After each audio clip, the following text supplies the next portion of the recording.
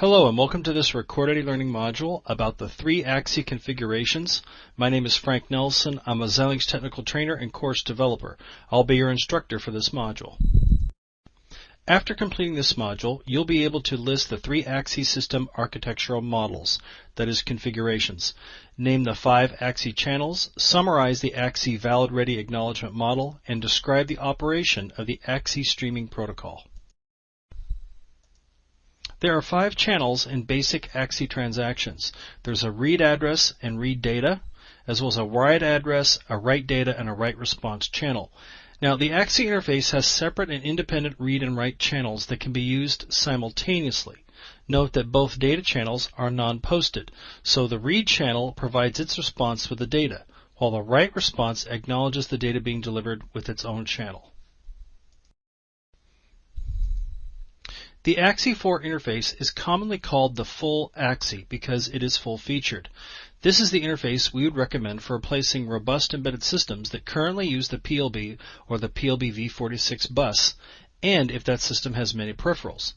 This model is more traditional in embedded processor systems as it has address, data, and control lines and allows for full-featured operation and interconnect schemes as found in the PLB and the PLB v46 bus standard. The full AXI supports bursting data up to 256 beats. It also supports an interconnect that can be configured as a shared bus, point-to-point communication, as well as a crossbar switch configuration. The AXI protocol uses valid and ready signal handshaking acknowledgments. Each channel has its own valid and ready signals. It is up to the master to assert the valid signal. It is also up to the slave device to assert the ready signals for all channels, except the read data channel, where the slave device will assert valid to indicate that it is returning data. The agent that asserts the ready signal determines the flexibility as seen in the 3 waveform options. AXI supports inserting wait states, always ready, and same cycle acknowledgments. The AXI4 read interface allows for data phase transfer up to 256 beats. Some signal features may not be required for all types of transfer, depending on the user's requirements and capabilities. Please review the notes on this slide for more details about the read operations functionality. The AXI4 write interface allows for data phase transfer up to 256 beats. Some signal features may not be required for all types of data transfers, depending on the user's requirements and capabilities. Now, please review the notes on this slide for more details about the write functionality. The AXI4 Lite interface is targeted towards small embedded systems with few peripherals. This is mainly accomplished by limiting the transaction data phase to a single operation. That is because burst or multiple transfer data phase requires a lot more logic. The AXI Lite, therefore, does not support bursting data. The Lite version supports data width of 32 or 64 bits, but the Xilinx IP currently only supports 32 bits. You should also note that the AXI Lite version has an additional interface to enable the connection of the AXI Lite slave device to a non-Lite AXI master.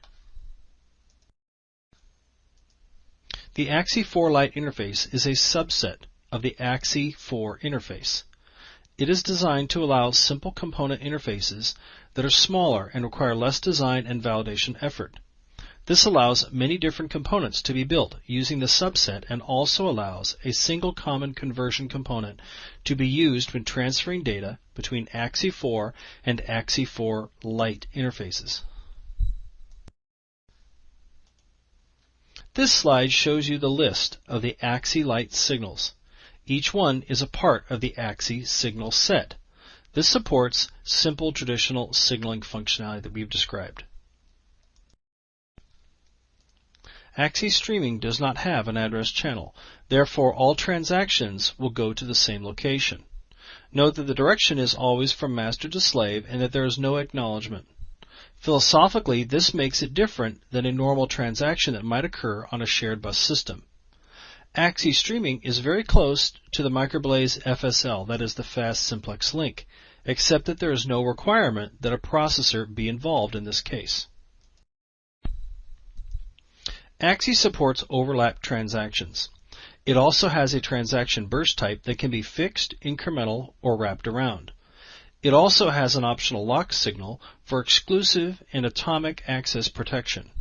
It also supports a system cache, supports a protection unit, supports errors, and unaligned addresses.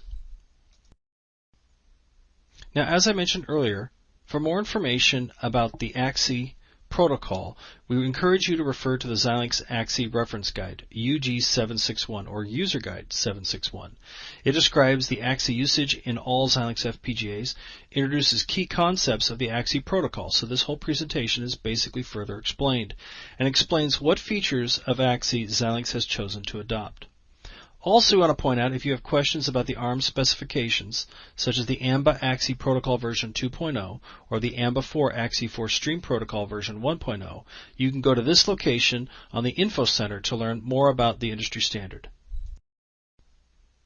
Now, in summary, AXI has separate independent read and write interfaces implemented with channels.